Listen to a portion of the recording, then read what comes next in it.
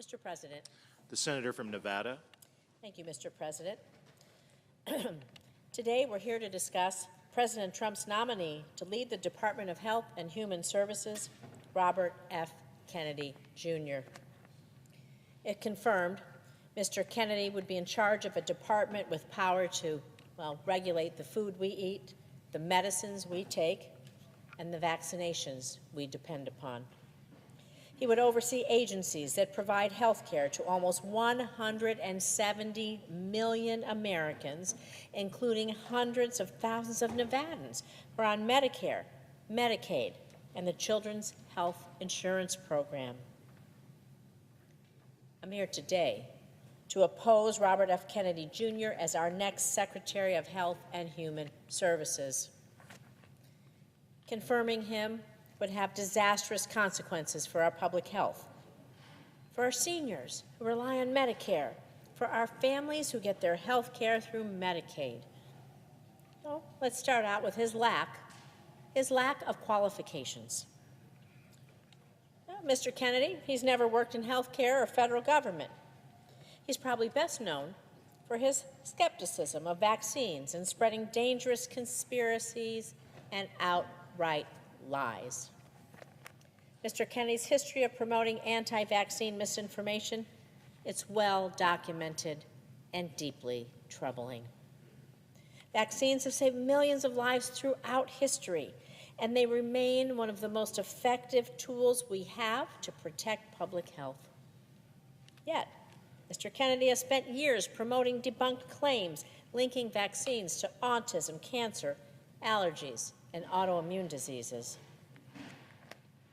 He spread lies about vaccine safety, making people fearful and increasing rates of unvaccinated people, which put all of us at risk. He's previously stated, and I'm going to quote, that no vaccine is safe and effective, end quote.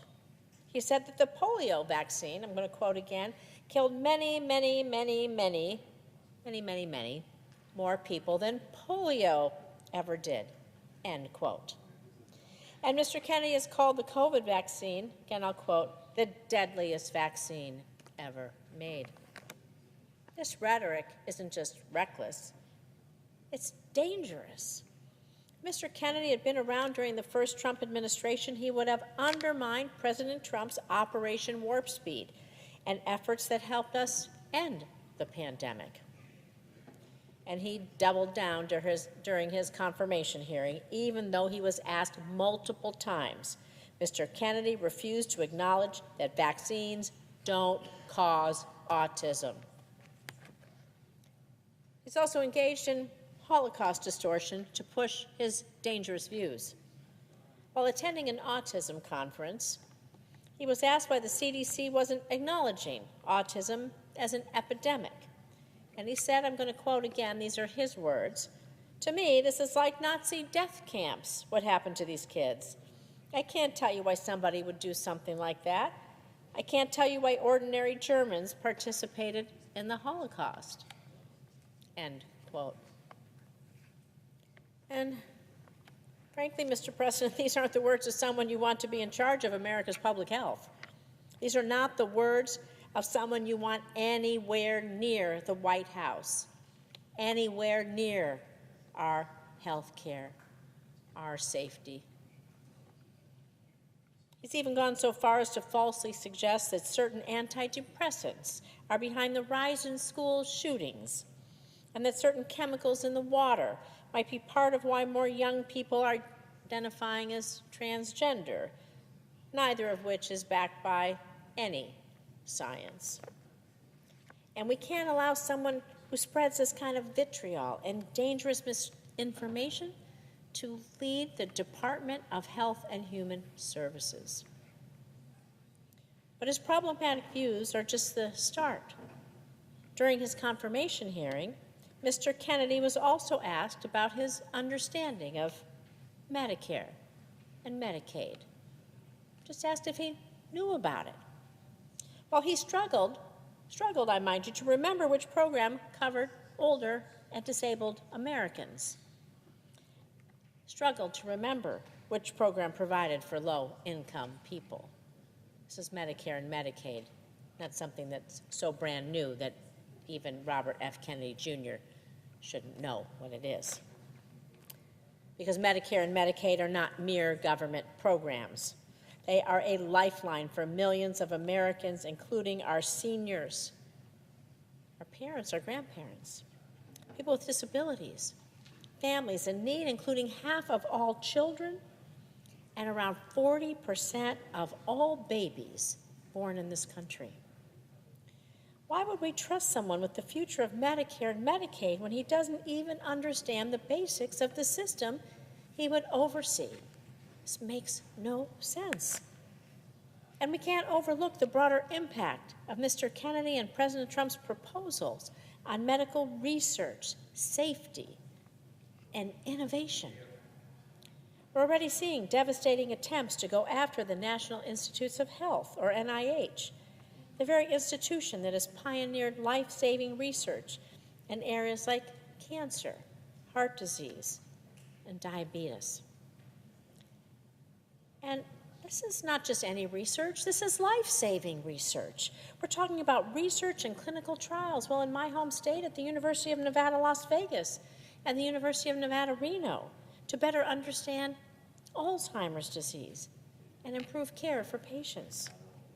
We're talking about advancing breast cancer therapy at the University of Nevada, Reno, and clinical trials on treating and preventing cancers at the Southern Nevada Cancer Research Center. You know, I lost my mother to cancer. I lost my brother to leukemia. I think it's shameful that this administration, enabled by RFK Jr., would target research into these deadly diseases, which cost lives in my family. I don't want anyone to go through what I went through. I want other people's families, their parents, their siblings, their friends, to be able to live. And we know lives are saved every day because of investments in research, and those clinical trials, and what the NIH does. I want people to live because of the research. It matters. You know, Mr. Kennedy's also proposed radical changes to the Food and Drug Administration, the agency in charge of, well, the food we all eat and keeping it safe.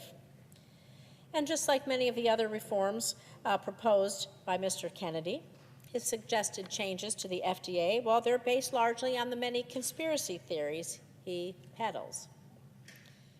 These broad changes include clearing out entire departments like the Food and Nutrition Center, which is responsible for preventing foodborne illnesses and ensuring that chemicals in food, the food we all eat, every single one of us, all around this country, every day, from young to old and everywhere in between, that our food is safe.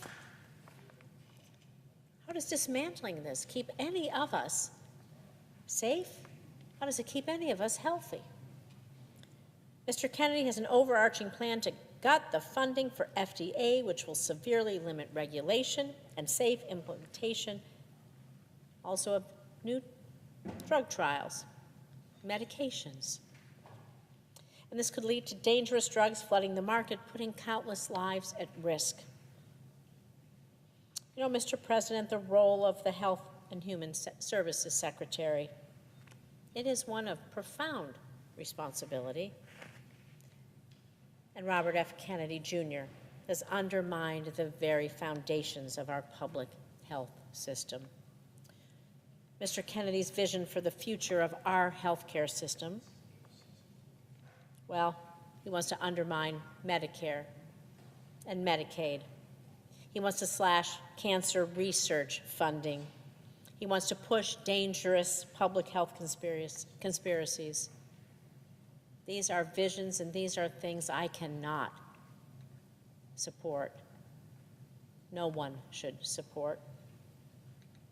We all want a healthier future for America, one that both prevents diseases and where we can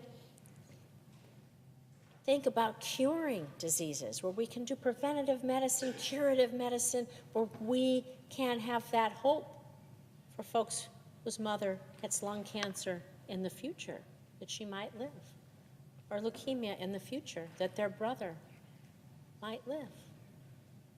Mine didn't, but I hope that they didn't die in vain, because research goes on and will help others. And I want us to be able to cure diseases for the ones that we love. And so that is why I cannot in good conscience support Mr. Kennedy's nomination, and I urge my colleagues to do the same. The stakes couldn't be higher. Our very lives, the lives of our loved ones, they may just depend on it. Thank you. Yes. Post-cloture debate time to the senior senator of Oregon.